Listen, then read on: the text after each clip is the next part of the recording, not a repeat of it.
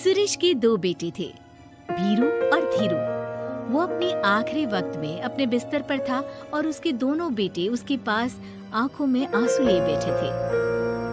पिताजी, आप चिंता मत कीजिए, मैं और धीरू है ना, हम आपको कुछ नहीं होने देंगे। हाँ पिताजी, आप बस आराम कीजिए, डॉक्टर अभी आता ही होगा। मेरे बच्चों, मेरा अंतिम समय आ गया है। तुम दोनों मेरी बात ध्यान से सुनो।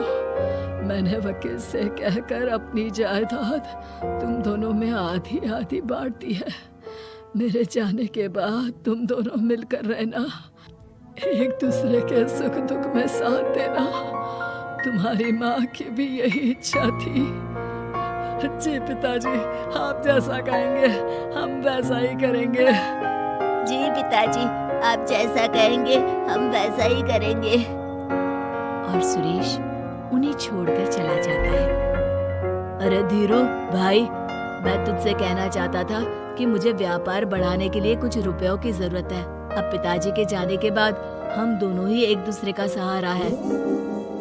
पिता के जाने के कुछ दिनों के बाद दोनों भाइयों की जिंदगी धीरे धीरे सामान्य हो जाती है। दोनों भाई अब अपना अपना व्यापार संभाल लेते हैं। दोनों एक ही घर में तो रहते हैं, लेकिन अब उनके रिश्ते में पहले जैसी बात नहीं रहती। भीरू शुरू से ही लालची था, इसलिए सुरेश ने पहले ही उन दोनों में प्रॉपर्टी का हिस्सा बांटकर लड़ाई की गुंजाइश खत्म कर दी थी। लेकिन पिताजी के जाने के बाद भीरू का लालच बढ़ने लगा। हाँ हाँ भैया, आप बताइए कि मैं आपकी किस तरह से मदद कर सकता हूँ। मुझसे जो बन पड़ेगा मैं करूँगा। अच्छा तो भाई, तू ना मुझे अपनी गाय दे दे। वैसे भी तू पढ़ा लिखा मॉडर्न लड़का है, भला तू गाय का करेगा क्या? लेकिन इससे मेरी ना बहुत मदद हो जाएगी। ठीक है भैया, आखिर भाई ही तो भाई के काम आता है। आप ले लीजिए मेरी गाय और उसे बेचकर आप उन रुपयों को अपने व्यापार में लगा लेना। बस फिर क्या था, भीरू अपने लालच की वजह से आए दिन धीरू से किसी न किसी बहाने पैसे या कीमती सामान ऐंठता रहता और बेचारा सीधा साधा धीरू उसकी मदद कर दिया करता। इसी तरह 2 साल बीत जाते हैं और दोनों भाई शादी कर लेते हैं। शादी होने के साथ ही अपनी बीवी के कहने पर भीरू अपना हिस्सा अलग कर लेता है। अब दोनों भाई अलग अलग रहने लगते हैं। अरे साधना, ये देखो, मैंने आज ही एक बड़ी डील साइन की है। ये शहर का सबसे बड़ी फैक्ट्री का मालिक है। इसके साथ व्यापार करके मेरे व्यापार में दिन दुनी रात चौगुनी तरक्की होगी। लेकिन इसकी बस एक ही शर्त है, अगर इसे हर हफ्ते सामान की पेमेंट नहीं दूंगा तो मुझे इसे जुर्माने के तौर पर बहुत बड़ी रकम देनी होगी। ये तो बड़ी ही चिंता की बात लगती है जी। अरे चिंता कैसी, मैंने पहले ही हिसाब लगा लिया है। मैं इसे हर हफ्ते पेमेंट भी दूंगा और एडवांस पे ऑर्डर भी, तो फिर चिंता काहे की। पास से गुजर रहा भीरू उन दोनों की सारी बातें सुन लेता है और फिर, अरे राधा, सुनती हो? उस धीरू ने आज एक बहुत बड़ी डील साइन की है। ये सुनकर ना मुझे बहुत बुरा लग रहा है। भीरू उसे सारी बात बताता है।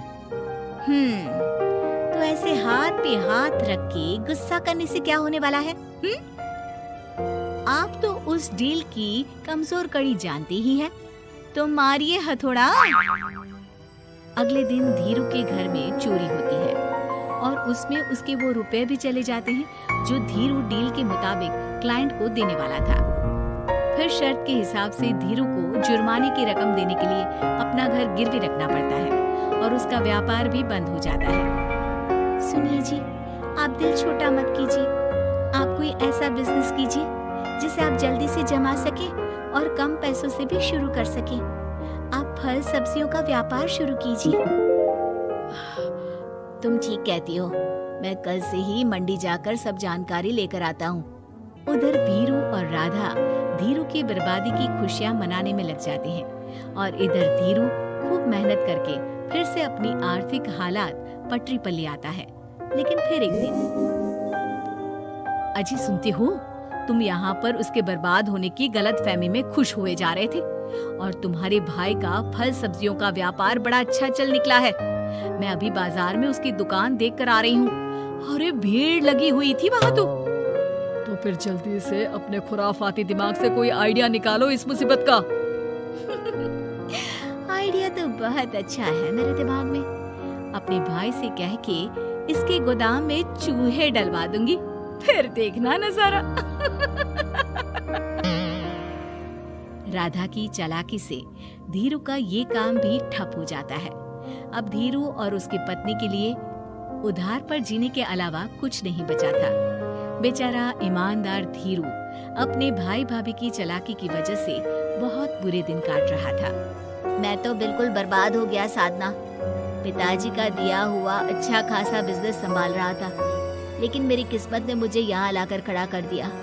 अब तो खाने के भी लाले पड़ रहे हैं। कोई नौकरी भी इतनी आसानी से नहीं मिल रही। मुझे माफ कर दो, मेरे साथ रहकर तुम्हें भी ये दिन देखने पड़ रहे हैं। देखिए जी, आप दिल छोटा मत कीजिए। भगवान कोई ना कोई रास्ता जरूर खोल देगा हमारे लिए। और मेरे दिमाग में तो एक अच्छा आइडिया आ भी गया। मैं बचपन से ही अपनी दादी, नानी और माँ को एक खास तरह का अचार बनाती देखती आई हूँ। वो अचार जितना टेस्टी होता है उतना ही उसे बनाना मुश्किल भी, लेकिन एक बार बन जाने पर वो जल्दी खराब भी नहीं होता जी। वो अचार सिर्फ हमारे ही गांव में बनता था, जिसे खरीदने के लिए दूर दूर से लोग आते थे। मैं सोचती हूँ वही अचार बनाने का काम हम शुरू करें तो। मैं बनाया करूँगी और आप उसे मार्केट में बेच आया करना। साधना, तुम्हारी बातों से मेरे मन में उम्मीद जाग उठी है, लेकिन ये सब काम शुरू करने के लिए रुपए कहाँ से आएंगे? ए जी, मेरी ये कंगन किस दिन काम आएंगी? आप इन्हें गिरवी रखवा लो और जब पैसे आ जाए तो इन्हें छुड़वा लेना। साधना बाजार जाकर अचार बनाने का सामान लेकर आती है, फिर घर आकर सारे खिड़की दरवाजे बंद करके अचार बनाती है और धीरू उस अचार को पैक करने में साधना की मदद करता है और अगले दिन बाजार में बेच भी आता है। शुरू में सिर्फ 10 बोतल अचार ही बन पाता है, लेकिन उसे बेचकर हुए मुनाफे से अचार की बोतलें 10 से 50 और फिर 1000 और 10,000 हो जाती है।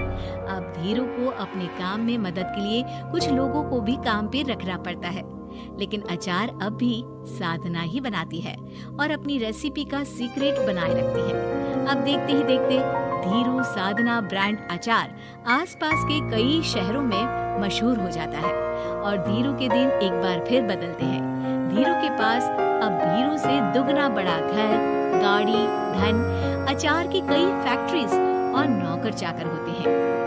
धीरू की इतनी तरक्की देखकर भीरू और राधा पूरी तरह से झल भुन जाते हैं, लेकिन अब उनके खिलाफ उनकी कोई चाल कामयाब नहीं होती। सुनिए जी, मैं ना कहती थी कि आप हिम्मत रखिए, एक दिन भगवान हमारे रास्ते जरूर खोल देगा। और देखिए जी, आज हम कहां से कहां आ गए। ये सब तुम्हारे फौलाद जैसे मजबूत मन की वजह से हो पाया है साधना, वरना एक समय मैं तो हिम्मत ही हार चुका था। तुमने न सिर्फ मेरा हौसला बढ़ाया, बल्कि बिजनेस में मेरा साथ भी दिया। जहाँ एक तरफ धीरू और साधना अपनी मेहनत और हौसले से बहुत तरक्की कर चुके थे, वहीं दूसरी तरफ धीरू और राधा के लालच और धोखेबाजी की वजह से वो इनकम टैक्स वालों की नजरों में आ चुके थे। भीरू के एक घर पर इनकम टैक्स वालों का छापा पड़ता है और भीरू को काला धन जमा करने के आरोप में जेल जाना पड़ता है।